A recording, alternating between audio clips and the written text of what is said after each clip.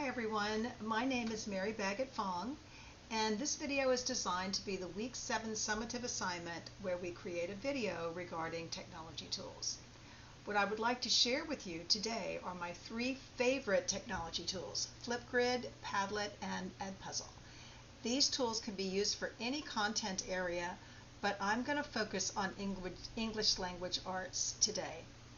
So I would like to begin with my favorite program of the 3, and that's called Flipgrid. Flipgrid is a video discussion platform where students can record and share short videos on any topics assigned by their teacher. So in this platform, teachers and students can record and share videos on anything. This year I added something different and I really like it. It's shared book reviews. So after a student finishes their book, they can record a review, and I can print out a QR code, and then I can tape it to the book that the students reviewed, so students can then use their phones. They can scan the code and they can watch the review. It helps them decide if they want to read the book, but mostly they just like doing it. So I have to say, so far this has been the most popular way I have used this particular technology. So every year my students complete a Fable and Fairy Tale unit. And this is where we talk about the difference between fables and fairy tales, and we read lots and lots and lots of fables and fairy tales, and then they write their own fairy tale based on their story. And they create storybooks with graphics.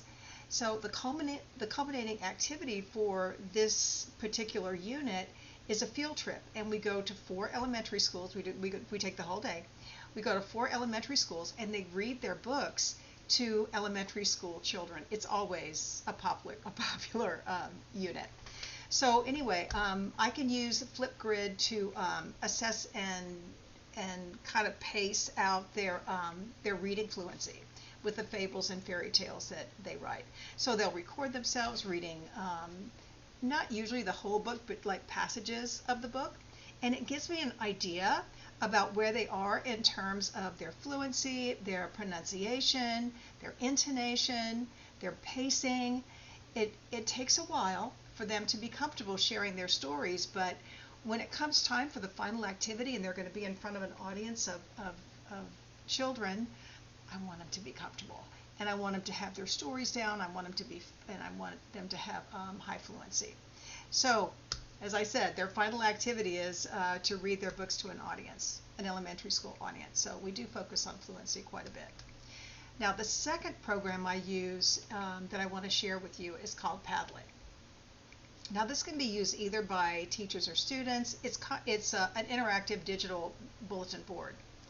And the way you can apply it in the ELA classroom is, for example, with what I just told you about, which is my collaborative storytelling unit.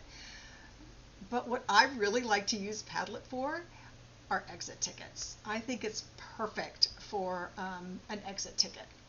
So I give them about a minute to quickly respond to questions, and those questions are designed to let me know if they got what I wanted them to get. Did they understand what I wanted them to understand that day? I always ask 3 questions, and I always want those questions to be doable. I want this to be a successful activity. So I make sure that we go over what we're doing a lot during the lesson. When I'm doing face-to-face teaching, we talk a lot about this is what we're doing, this is why we're doing it, this is how we're doing it, this is what we're studying. I have stuff on the board. I make sure that I've gone over several times what it is that I want them to know, because again, I want them to be successful with that particular activity. So the third one I wanted to talk to you about is Edpuzzle. Now, I use Edpuzzle for comprehension. Edpuzzle is a video learning program, and it can be used in a lot of ways. It's very, very useful. But I personally use it to determine if kids are engaged in and they comprehend the video. Whatever video I'm showing them. So I would show them, for example, right with the video with the Fable and Fairy Tale unit, I always show them lots and lots and lots of videos, especially fractured fairy tales, because remember, they're basing their story on a fairy tale or a fable, depending on if there's a moral of the story or not.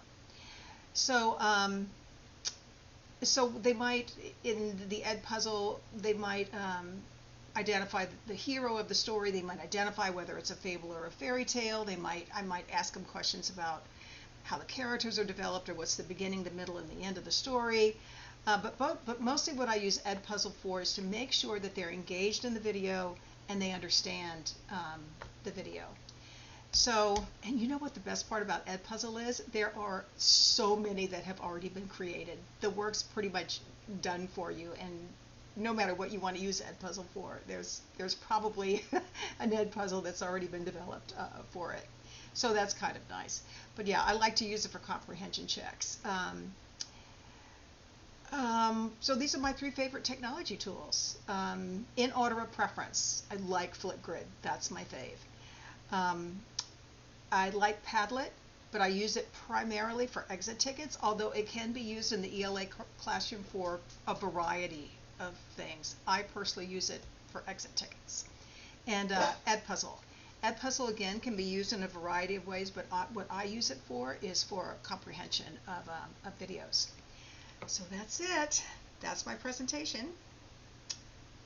Bye, Dr. J.